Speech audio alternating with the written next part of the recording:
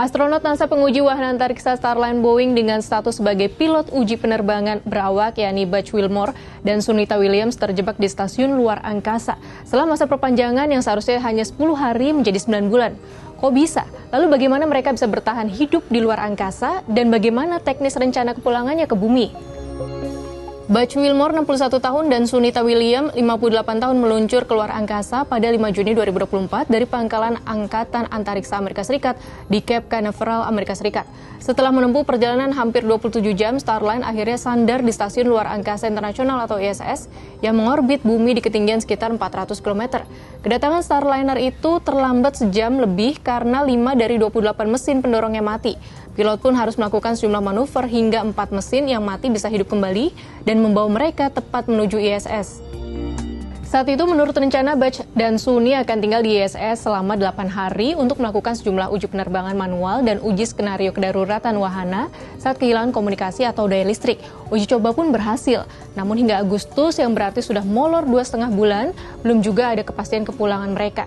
Baru pada 24 Agustus 2024 NASA membuat keputusan bahwa Buzz dan Suni akan dipulangkan ke bumi paling cepat pada Februari 2025. Artinya, mereka akan berada di ISS antara 8 hingga 9 bulan.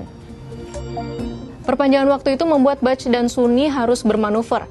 Sejak diluncurkan hingga Minggu 1 September, kedua astronot itu berarti sudah menjalani 89 hari di luar angkasa. Adapun di Stasiun Luar Angkasa Internasional tersedia persediaan makanan, oksigen, dan barang-barang penting lainnya untuk jangka waktu 4 bulan guna menghadapi situasi tak terduga, termasuk kondisi seperti yang dialami pilot uji Starliner. Namun sebagian barang cadangan itu telah digunakan Buzz dan Suni sehingga perlu dipasok ulang. Dengan begitu rencana kontingensi di ISS tetap bisa berjalan. Lalu bagaimana keseharian astronot seperti tidur, mandi, dan makan di stasiun luar angkasa? ISS adalah laboratorium terbang yang memutari bumi 16 kali sehari. Ini berarti 16 kali matahari terbit. Namun astronot sebagai makhluk bumi telah memiliki ritme sirkadian atau bangun dan tidur dengan jadwal tetap dalam otak. Astronot tidur di ruangan dengan kantong tidur dengan tubuh yang diikat supaya tidak melayang. Alokasi waktu tidur sama dengan di bumi yaitu 6 hingga 8 jam.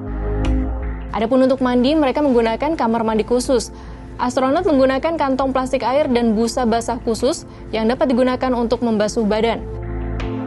Untuk makan, bahan makanan biasa sudah tersedia dalam bentuk kering dan kemasan, supaya tidak mudah rusak dan dapat disimpan dalam waktu lama. Para astronot akan makan makanan kemasan sambil melayang 3 kali sehari. Jadwal dan kuantitas makanannya tetap karena stoknya terbatas. Kembali ke astronot Buzz dan Suni yang terjebak hingga Februari 2025 di luar angkasa, NASA menyebut jika keduanya bukanlah astronot kaleng-kaleng.